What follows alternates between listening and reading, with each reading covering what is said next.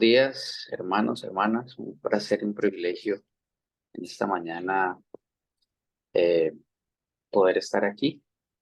Y bueno, vamos a iniciar. Eh, Padre Celestial, la gloria, la honra y la alabanza para ti, Señor.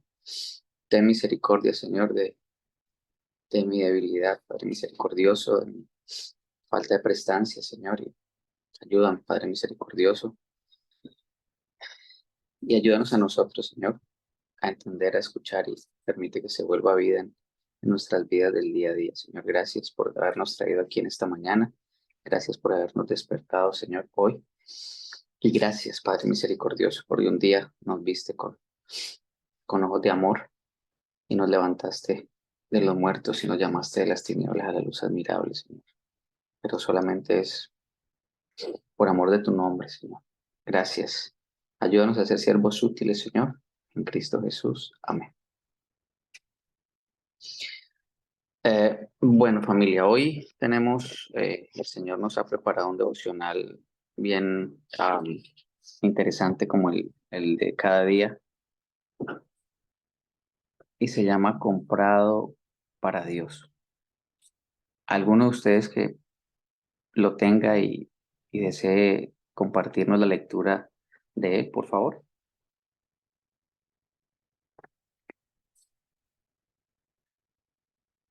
Buenos días, hermanos. Buenos días, pastor. ¿Se me escucha bien? Pero sí, claro, hermanita Jenny, buenos días. Buenos días. Comprado para Dios. Con tu sangre compraste para Dios a gente de toda tribu, lengua, pueblo y nación. Y los has hecho un reino y sacerdotes para nuestro Dios. Y reinarán sobre la tierra. Apocalipsis 5, 9 al 10. En la universidad cristiana fui compañero de una chica gelesa, candidata a misionera, llamada Mary Fisher. Ella había estudiado la lengua shona para poder enseñar a niños en Zimbabue. Poco tiempo después de su llegada allí, hubo un ataque terrorista en la escuela donde enseñaba. Junto con muchos otros maestros y niños, Mary no sobrevivió. Su vida fue arrebatada durante ese ataque.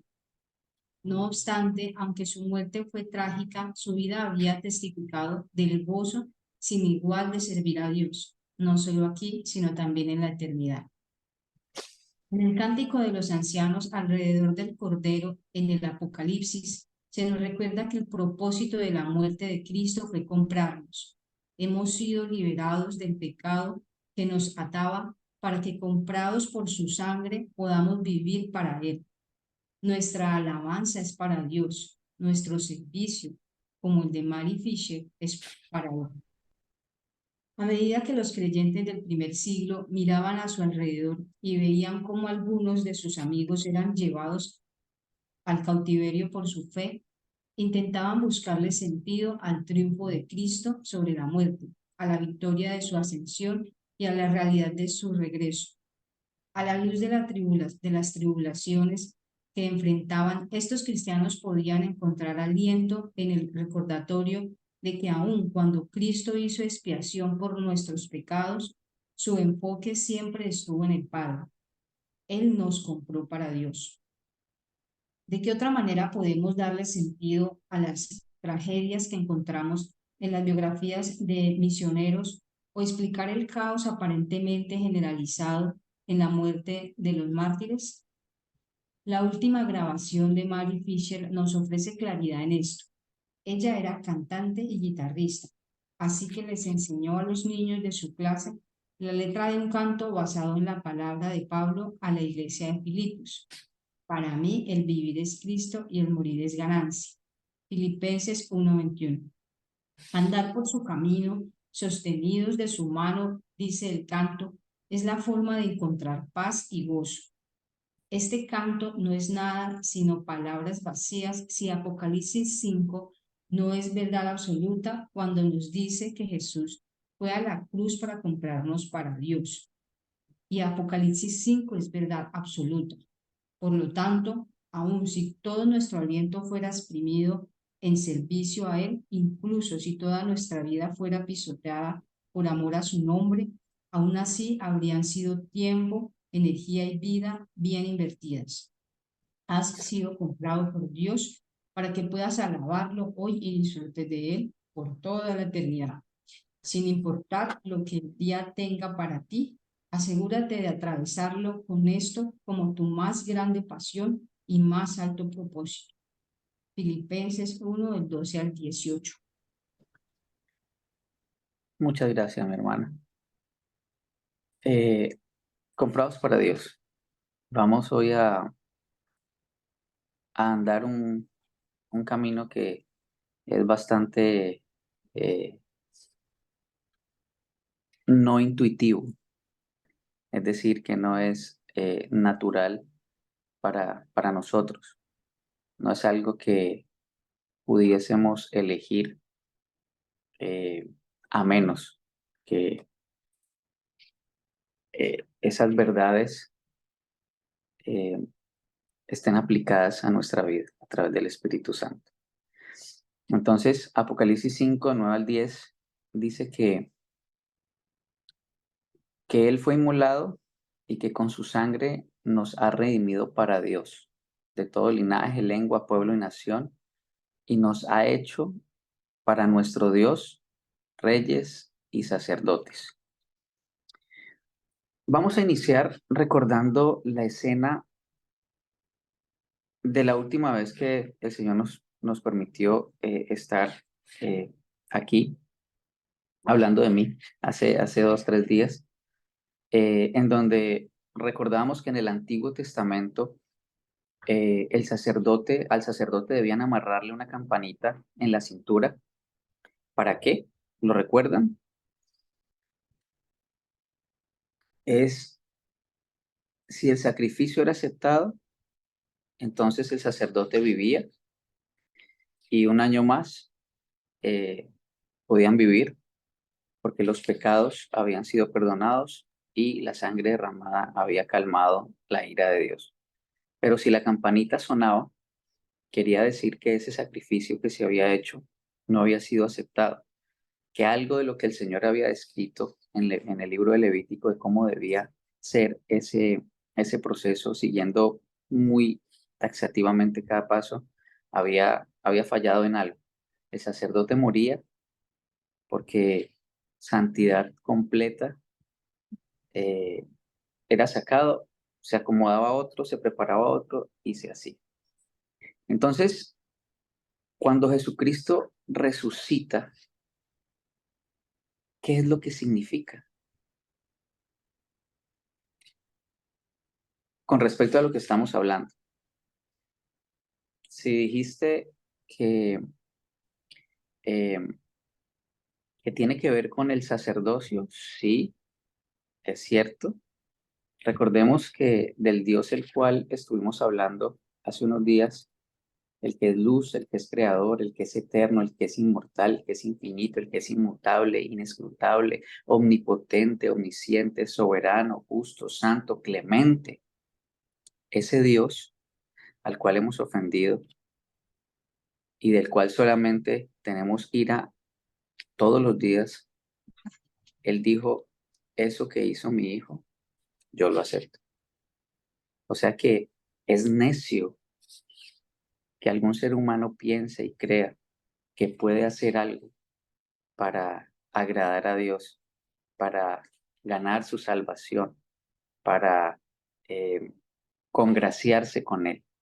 Imposible, porque hemos pecado contra un Dios eterno, por lo tanto el castigo es eterno, por lo tanto el pago debía ser eterno. Y ya entendimos que tú y yo somos finitos, ya entendimos que tú y yo somos cambiantes, hoy pensamos una cosa, mañana otra, ¿no? Entonces es ese Dios que dijo cuando Jesucristo resucitó, eso que Él dijo, lo acepto. O sea que, mis hermanos, estamos en una posición que es la mejor posición que puede tener un ser humano a este lado de la eternidad. Entonces hoy vamos a ver dos cositas o dos cosotas. ¿Cuál es la posición que se le otorga al nuevo nacido? ¿Cuál es la posición que tienes tú, que tengo yo ahora mismo? ¿Y qué es lo que implica esa posición? Entonces, Primera de Pedro 1:18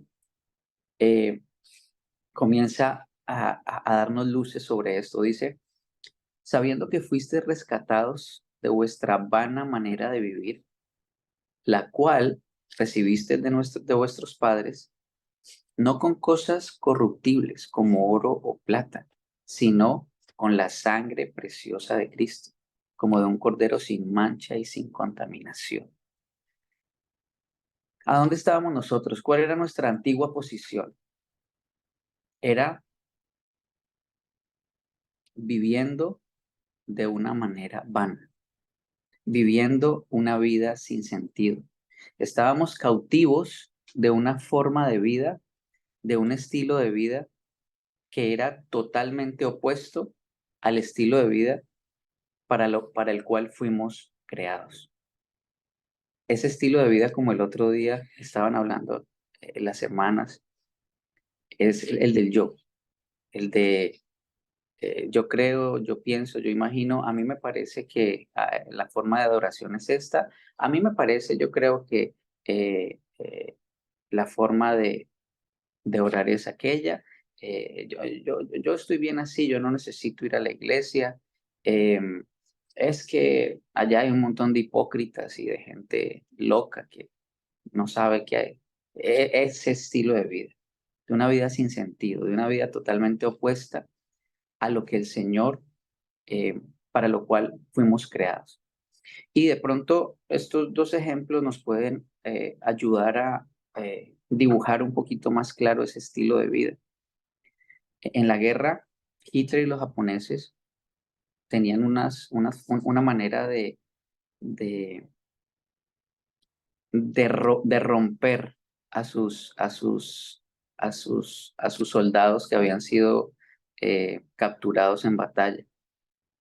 Y era que los ponían a trabajar muy fuerte, cogiendo piedras de un lado y las pasaban a otro muy pesadas, todo el día moviendo esas piedras, y al otro día hacían que esas piedras que habían movido el día anterior las volvieran a poner en el mismo lugar que el día anterior, y el siguiente día lo mismo, y el siguiente día lo mismo, y el siguiente día lo mismo, y al final estos presos se suicidaban porque no había esperanza, no le encontraban sentido a su día a día, y eran rotos por dentro. Otra forma de verlo es a través del libro de Esther, cuando Amán, no sé si recuerdan a Amán, aquel hombre que odiaba el pueblo judío, quien había hecho crear un edicto para que el pueblo se fuera aniquilado. La reina Esther lo invita a un banquete, y este señor estaba feliz, estaba contento porque lo había invitado a un banquete espectacular, y lo que no sabía era que iba directamente al cadalso, iba directamente a ser colgado. Y esa es la forma de vida que todos los días Satanás susurra a los oídos de los que no son creyentes, y aún de los creyentes. Fornica. Esas son las mieles del amor. Tu esposa no te entiende, te susurra. Y felices, felices, tu esposo no te entiende, y felices vamos caminando hacia, hacia esa horca. ¿No quieres ir a la iglesia? Miente, miente, miente, miente, vas a quedar bien. Tienes que mentir para quedar bien. Contiende, pelea, te mereces respeto, eres valioso, no debes dejar de tratarte así. Y felices nosotros luchando y caminando hacia esa horca. Ir a la iglesia, oh, es un montón de locos allá que no, eso no es de gente inteligente. La gente inteligente lee los libros de gente inteligente, esos allá, locos, locos. La Biblia no, esa Biblia no, eso es para los que no tienen los que no tienen nada. Y usted tiene mucho, no necesita de eso. Y aún ahora como creyentes todavía, por eso necesitamos ponernos el yelmo de la salvación para que nuestros pensamientos sean eh, protegidos. Devocional, no, estás muy cansado, necesitas descansar porque mañana madrugas. Leer la Biblia, ay, no, más tardecito, ahorita, mereces un ratico de descanso. Está bien, el domingo con que vayas a la iglesia está bien. Aún todavía nos dejamos creer. Entonces, esa era nuestra antigua posición. Allá estábamos, en una vida sin sentido, en una vida que solamente era tú como centro de tu existencia y nadie más. Tú eras el soberano, tú eras el rey, pero un rey que iba directamente a la horca, un rey que iba directamente a caer a las llamas del fuego. Pero íbamos felices, estábamos contentos, estábamos tranquilos y satisfechos. Y eso es muy importante, mis hermanos y hermanas, que podamos tenerlo en cuenta todos los días, porque cuando nosotros estamos frente a no creyentes, debemos recordar cuál era esa posición que teníamos nosotros y quién nos sacó de ahí, porque no fuimos nosotros quien nos sacó. Estábamos cautivos, estábamos presos y el Señor nos sacó de allí. Entonces, cuando nosotros vemos a esos esposos duros, fuertes, recios, no creyentes, debemos recordar que estaríamos en esa posición si el Señor nos hubiera sacado de ahí. Esos hijos rebeldes, esos hijos difíciles, bueno, ahí si conocíamos la palabra de Dios y no hicimos lo que teníamos que hacer, ok, hay que recoger esa cosecha. Pero si no, hay que recordar también cómo éramos nosotros y quién fue quien nos sacó de allí. Entonces, en ese escenario, ¿sí? El Señor nos saca de una posición y nos pone en otra, ¿sí? Segunda de Corintios 3:18 nos ayuda también a dibujar este escenario y es que dice, así que todos nosotros, a quienes nos ha sido quitado el velo, tú y yo, podemos ver y reflejar la gloria de Dios. El Señor, quien es el Espíritu que nos hace más y más parecidos a Él a medida que somos transformados de gloria en gloria. En otras palabras, ¿qué quiere decir aquí el Espíritu Santo? Que nosotros nos convertimos en lo que adoramos. Por eso la idolatría es tan fuertemente presentada como algo que va en contravía de nuestra naturaleza, de nuestra verdadera forma de vivir, porque eso que adoramos, en eso terminamos convirtiendo. Entonces, a veces es bien complicado cuando algunos predicadores dicen, sea como Pablo, sea como Moisés, sea como David, sea como Gedeón, sea como, pon el nombre que tú quieras. No, no. Nosotros debemos ser como Cristo, porque Pablo tenía un aguijón en la carne para evitar que su orgullo lo llevara a ir en contra de la palabra de Dios. David, David, David, el hombre conforme al corazón de Dios, mira todo lo que hizo. Gedeón, primero que esté con mojadito, luego que esté seco, luego que esté mojado, luego que esté seco. Una incredulidad total. Entonces, nosotros nos convertimos en quienes adoramos. Y algo que dijo el pastor que el Señor ha provisto para mí aquí, y es que abrazar la gracia de Cristo y su palabra nos aleja del pecado. Es decir, nosotros comenzamos a ver la ira, comenzamos a ver la mentira y comenzamos como a luchar en contra de la mentira. Voy a decir la verdad, a luchar en contra de la ira. Bueno, hoy voy a estar como más tranquilo y no voy a... No, no. La única manera de luchar contra el pecado es abrazar la gracia de Cristo y su palabra. Punto. Entre más estemos en contacto con nuestro Dios, entre más estemos adorando al único y verdadero Dios, más te vas a parecer a Él. Por ende, vas a comenzar a mirar la ira como el ave, Vas a comenzar a ver la mentira como Él la ve. Y vas a comenzar a responder de manera piadosa cuando llegue la tentación. Porque dice, resiste a Satanás y él huirá de vosotros. Entonces, esa vieja manera de vivir, esa posición que teníamos, el Señor, a través de la sangre de Cristo, a través de lo que hizo en la cruz, no la cambia. Ya tú pasas de estar aquí y Él te pone aquí. Es Él, acuérdate, es Él, tú no, es Él, Él te pone acá. Y comienzas con una relación, leyendo la palabra, comienzas haciendo lo que Él manda hacer y cada día más te vas pareciendo a Él. Por ende, ese pecado del cual estamos hablando, ese pecado remanente que nos acecha, simplemente comienza a menguar, comienza a desdibujarse. ¿Por qué? Porque la única manera de vencer el pecado es abrazar la gracia de Cristo y su palabra. Punto. Si comienzas ahí y ya tienes la posición para eso, ya tienes la posición, ya pasas de ser un bastardo a ser un hijo de Dios. Entonces, Primera de Pedro 2:9 dice, mas vosotros sois linaje escogido, real sacerdocio, nación santa, pueblo adquirido por Dios, para que anunciéis las virtudes de aquel os llamó de las tinieblas a la luz admirable. Mis hermanos, ahora eres linaje escogido.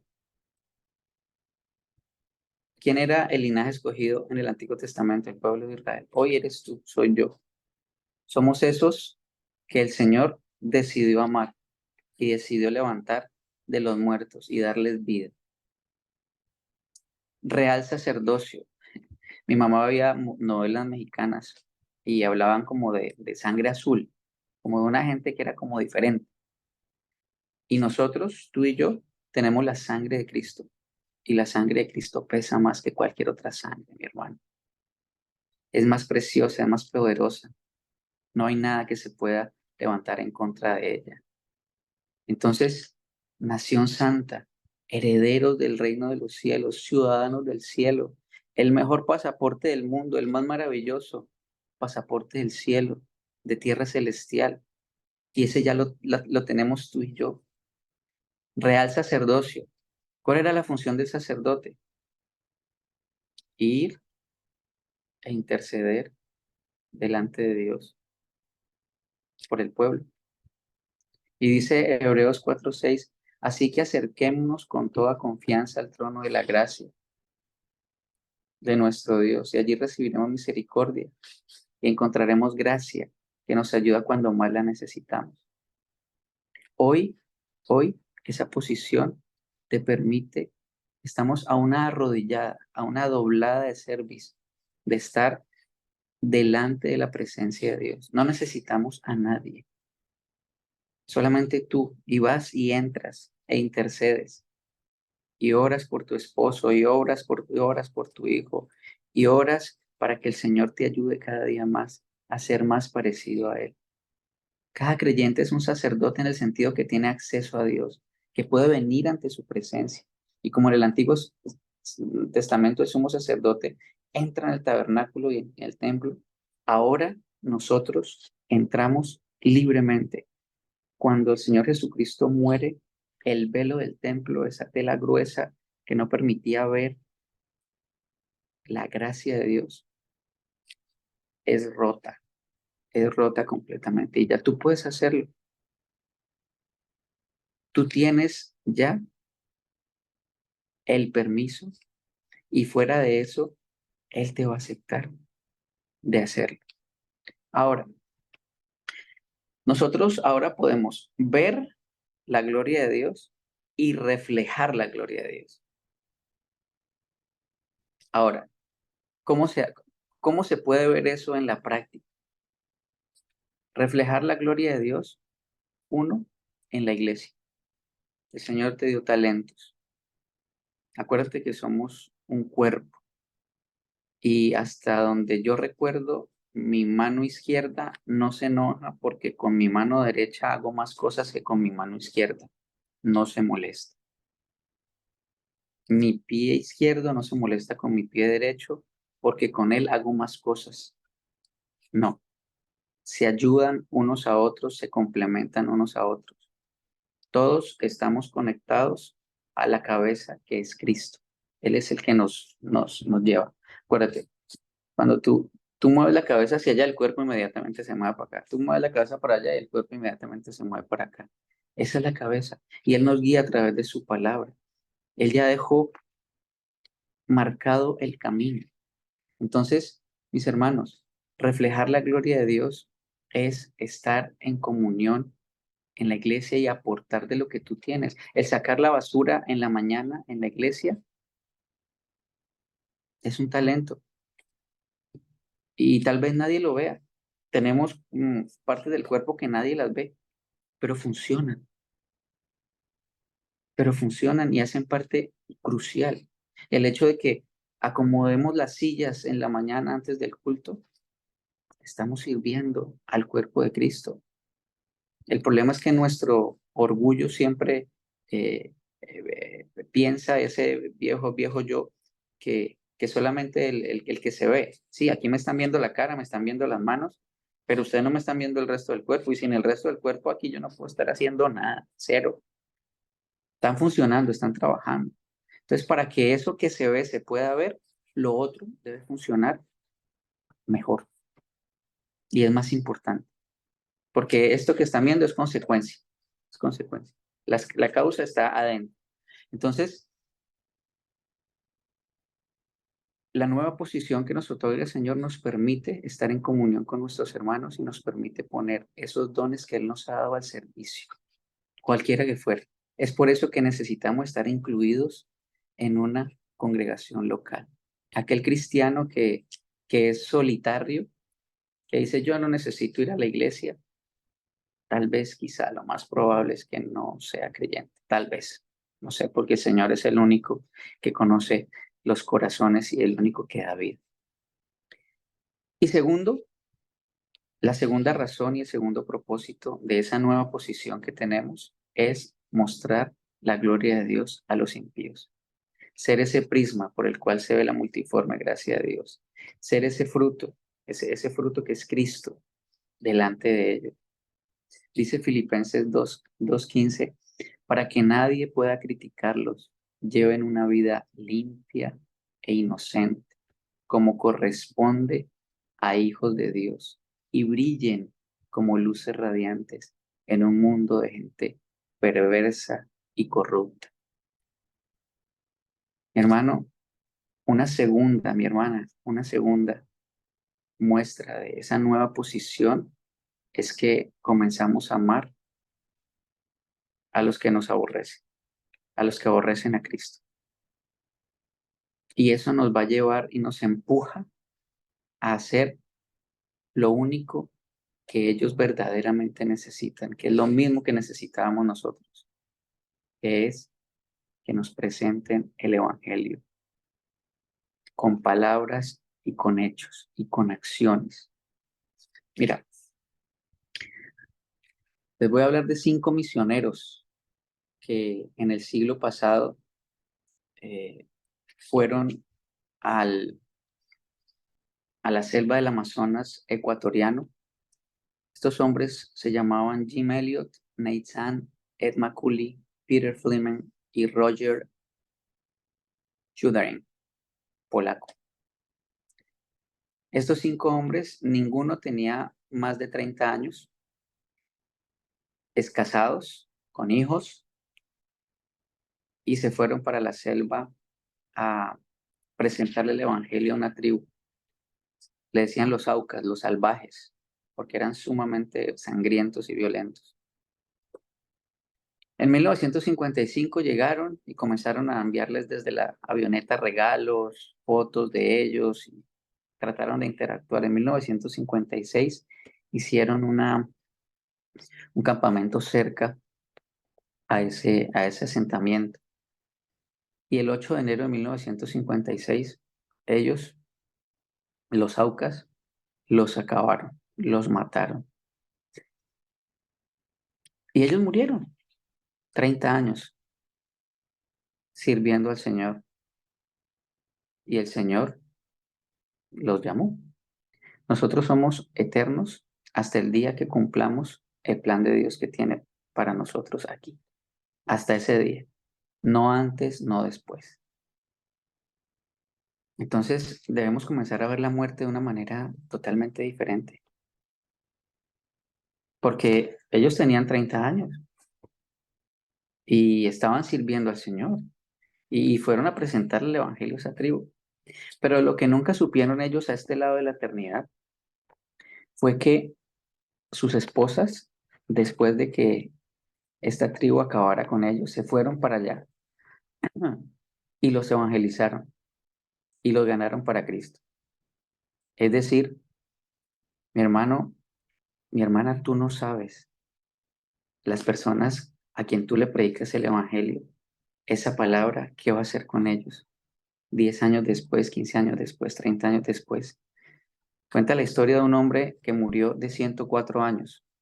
A los 15 años escucha el Evangelio de Cristo Jesús y a los 94, eso que le predicaron 70 años antes, actúa 70 años después.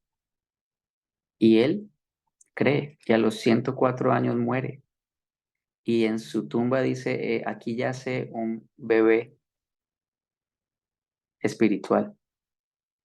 Es decir, nosotros no sabemos el poder, no entendemos y no logramos magnificar el poder que tiene cada vez que tú presentas la palabra de Dios, cada vez que tú actúas conforme a la voluntad de Dios delante de los impíos. Cuando muramos y estemos allá, nos vamos a dar cuenta, mira, yo le prediqué la segunda semana que el Señor me llamó y míralo aquí. Y esa persona va a decir, sí, mira, tú me predicaste. Y debido a eso, tum, tum, tum, tum, tum, tum, tum, tum. ¿Por qué? Porque la gloria es para el Señor. Dice Romanos 14:8, si vivimos, para el Señor vivimos. Y si morimos, para el Señor morimos. Así pues, sea que vivamos o muramos, del Señor somos. Hermano, tú fuiste comprado para Dios, eres propiedad de Él, para un propósito, glorificarle, mostrar su gloria en la congregación a donde te ha puesto y delante de los que no creen. Porque la única manera que tienen los impíos de ver la gloria del Señor es a través de nosotros. No más. Nosotros somos esa ramita y esa ramita va a salir amor, paz, paciencia, bondad, gozo, bondad, benignidad, templanza, fe. Y cuando ellos ven eso, tú no sabes el poder transformador. No por causa tuya, recuerda, no te lo creas, no te lo creas. Por causa del Señor, por cuanto tienes el Espíritu Santo morando dentro. Mis hermanos, hay una serie en YouTube que se llama Sendas Antiguas, de Radio Luz a las Naciones. Y esas sendas antiguas nos cuenta de los misioneros que inicia con la Reforma y viene hasta este joven que en el 2018 murió por llevarle el Evangelio a una tribu en el Pacífico. Y relatan las historias de que sus hijos murieron, de que sus esposas murieron. Porque si vivimos, vivimos para Él. Y si morimos, morimos para Él.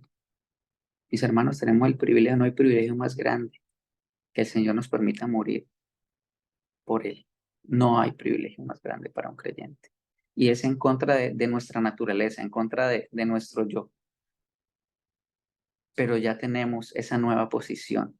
Y esa nueva posición nos hace ver la vida de una manera en que no podíamos verla, solamente porque Él nos quitó el velo y hoy nos permite ver esa gracia, nos permite ver esa gloria, ese resplandor.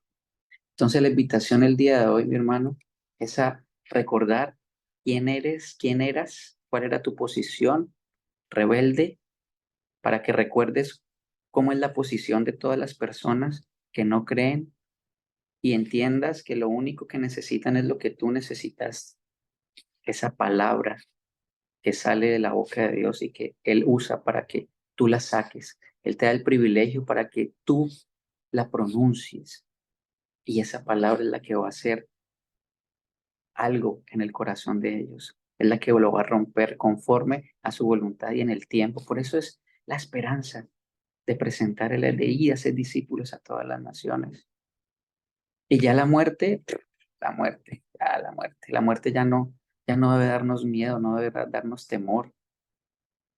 Es simplemente, dice el Señor Jesús, cuando estaba en la cruz, le dice al, al ladrón del lado, hoy vas a estar conmigo en el paraíso. Hermano, la muerte solamente es el privilegio y el gusto de caer en los brazos de nuestro tierno, fiel, hermoso, inmortal, omnipotente Salvador. Entonces, si vivimos, para Él vivimos, y si morimos, para Él morimos. Esa es la posición que tienes tú y yo.